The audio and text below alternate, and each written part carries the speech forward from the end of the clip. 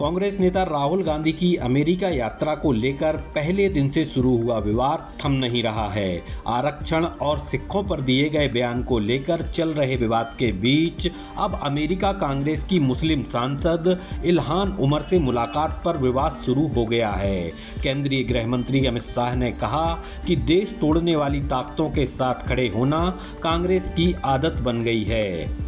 गौरतलब है कि इल्हान उमर सोमालियाई अमेरिकी राजनेता हैं जो पहले कई बार भारत विरोधी रुख अपना चुकी हैं। वे पाक अधिकृत कश्मीर यानी पीओके को पाकिस्तान का हिस्सा बता चुकी हैं।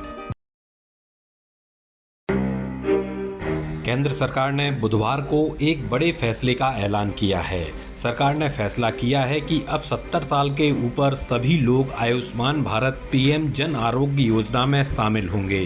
प्रधानमंत्री नरेंद्र मोदी की अध्यक्षता में बुधवार को हुई कैबिनेट बैठक में इस फैसले को मंजूरी दी गई। इस साल लोकसभा चुनाव के पहले जारी भाजपा के घोषणा पत्र में इसका वायदा किया गया था। सरकार की ओर से बताया गया है कि 6 करोड़ वरिष्ठ नागरिकों को 5 लाख रुपए तक का इलाज मुफ्त मिल सकेगा। इसमें देश के करीब 4.5 करोड़ परिवार शामिल होंगे।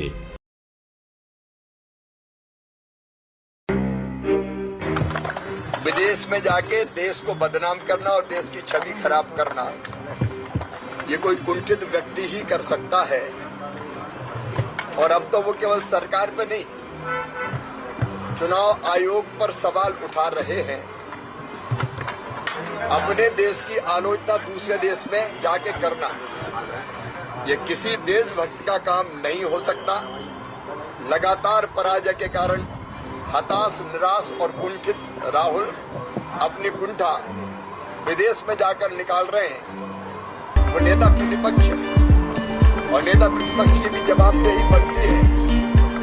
अटल जी नेता प्रतिपक्ष थे, नरसिम्हा राव जी प्रधानमंत्री थे, तो अटल जी ने नेतृत्व किया था देश का।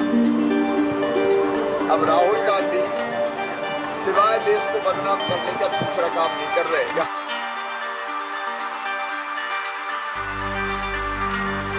ऐसा लग रहा है जैसे समय का चक्र वापस घूमने लगा है। संपूर्ण और कठोर अनुशासन वाली भाजपा 10 साल पहले के दौर में लौट रही है। हालांकि तब भी यह 2 या 3 नेताओं के नियंत्रण वाली ही पार्टी थी, लेकिन तब पंचायत बहुत हुआ करती थी। बात बात में नेता नाराज हो जाते थे और बगावत कर देते थे। लेकिन नरेंद्र मोदी और अमित शाह के हाथ में भाजपा की राष्ट्रीय राजनीति की कमान आने के बाद सारी पंचायत बंद हो गई। नेताओं के बागी होने की बात तो छोड़ दीजिए, उनका नाराज होना भी इतिहास हो गया था। कोई नेता नाराज नहीं होता था। पार्टी आला कमान जो फैसला करता था उसे वह सिर झुकाकर स्वीकार करता था। भाजपा की छोड़िए, मजाक में ही सही, यहां तक कहा जाता था कि ज्यादातर विपक्षी नेता भी भाजपा आला कमान की बात सिर झुकाकर स्वीकार करते हैं।